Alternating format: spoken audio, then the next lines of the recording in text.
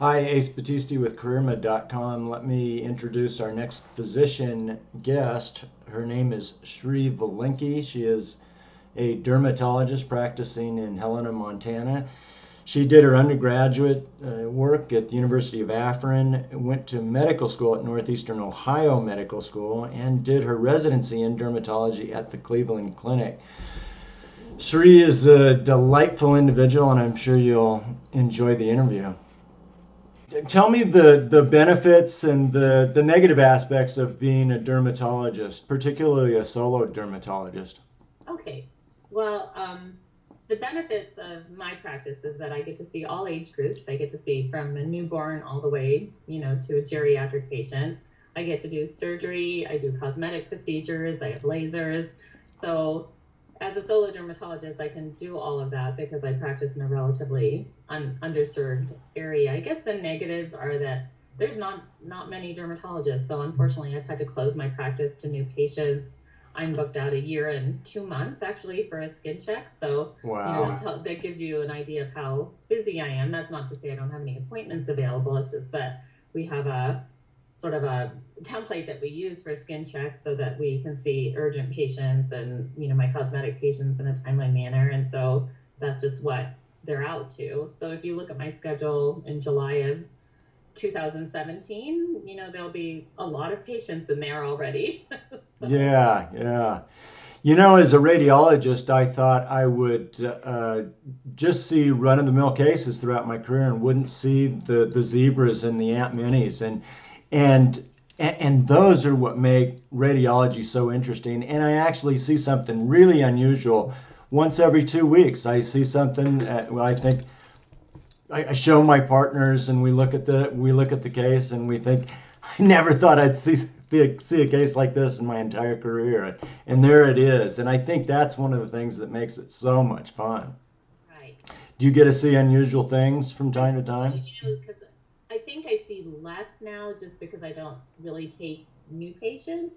But physicians in the community can always send me, patients, and I'll see them. It's just that I don't typically take somebody that just calls my office and see them. So yeah, I still see, unusual things, and I have to manage a lot of, I think, relatively unusual things just because patients, their other option to go to a tertiary care center is going to Seattle or Salt Lake City, and that's just not an option, for some individuals. So I have to manage, difficult cases, but I was trained for that when I was at the Cleveland Clinic, so I feel comfortable with that. Great, great. One of the things that comes up in some of these interviews is the EMR. Is that's something that's changed in your 20 years of practice. Has that impacted your practice significantly? Well, I know that there's no way that I could see more patients in a day, because of the electronic health record. I never had to see less. There are some Hmm. dermatologists that said that when they adopted one that they saw maybe about 10, they could see 10% less comfortably, of theirs, or they'd have to stay there later. And luckily I don't have to do that. It's just very busy charting. I have a really great EMR.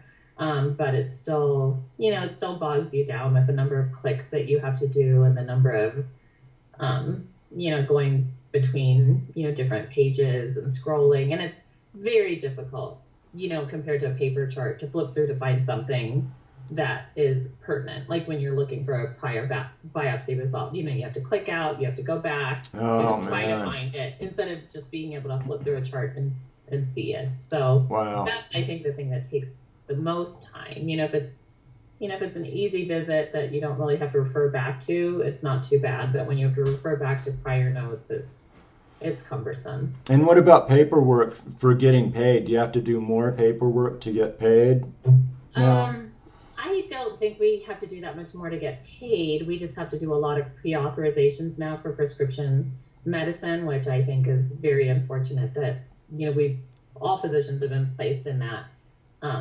position because, as we know, none of us gets reimbursed for any of that work that we do. And, Hmm.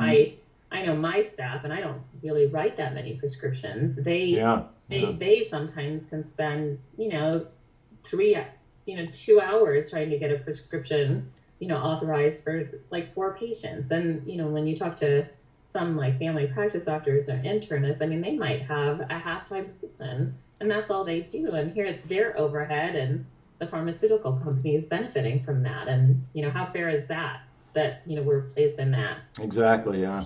I had one patient that, her insurance just decided to not cover Axone, which is a medicine for acne. And in my electronic health record, they have a database. It's the third most common prescribed medicine, for acne.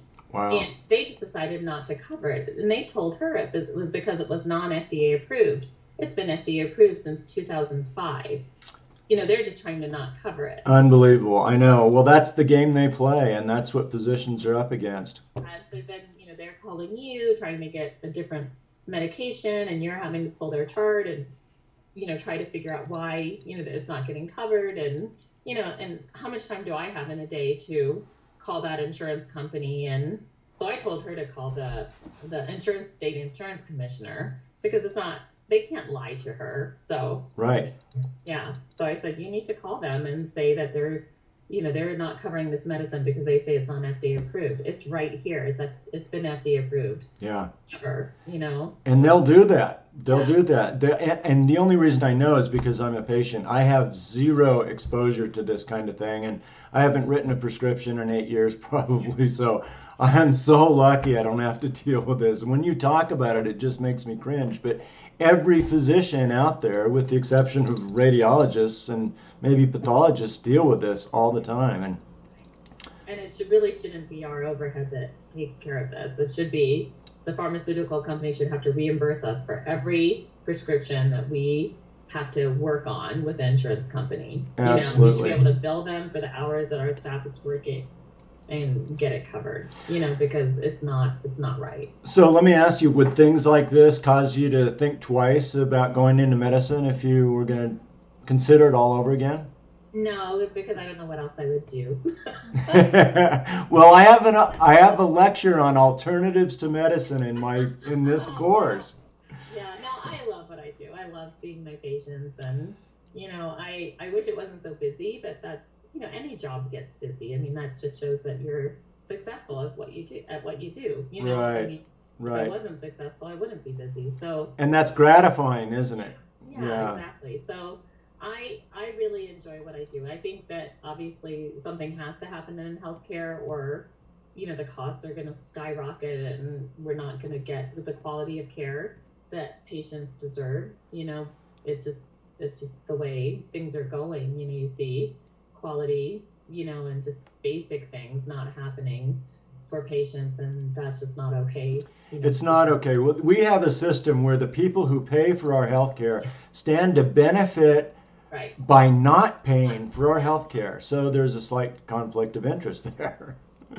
I mean, it shouldn't, most countries, I think, if they do have insurance, insurance is just a pass-through entity. It's not, a way for, corporation to become so successful, and in our country, that's not the way it is. I mean, for example, it's like when they were deciding on whether to do, when the Affordable Care Act came in, I mean, that's sort of an oxymoron calling it affordable, because all of us know it's not affordable for most patients anymore. That's right. Yeah, they should have allowed people that were over 55 to buy into Medicare, because it's already a system that has low overhead costs. Yeah. Or it should have said to insurance companies, you need to design a system that, this is how much goes into administrative costs. Like, it can't be more than 5%, let's say, because I think with Medicare it's 3%. They should have looked into that. But instead, I'm sure the pharmaceutical companies, insurance companies didn't want that to happen, because they wouldn't make as much money off of everything. So that's right. They've got a big lobby. It's tough. There's not nearly enough regulation in the healthcare industry, and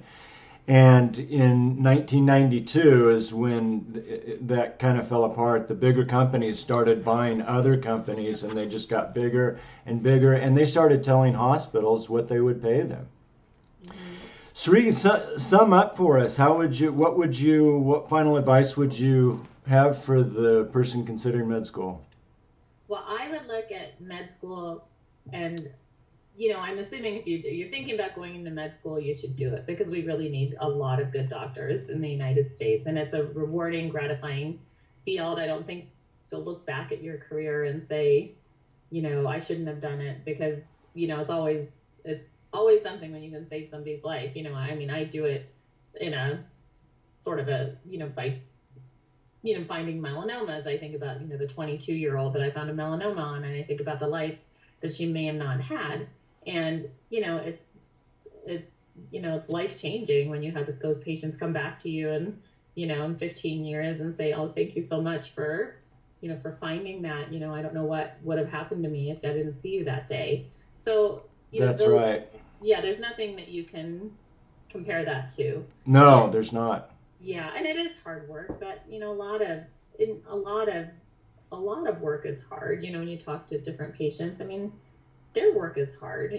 So it's just a Hmm. matter of enjoying what you do. And then I think the main thing that I would tell people is when you're deciding your field, find something that you really enjoy doing, but also think about what that field might be like in 30 or 40 years. You're still going to enjoy it. Is it still going to be what you want to do? Because I think that's where physicians sometimes get a little burned out. I think you have to get into a group, or you have to think about those types of things, like taking call when you're in your 50s is much different than taking it in your 20s. So it's nice to That's talk to right. physicians that are older and to see how they transition that part of their life to make it more amenable to their family and the other things that they want to do with their career at that point. Yes, absolutely. Well, Sri, thanks so much. That was a great interview. I really appreciate it.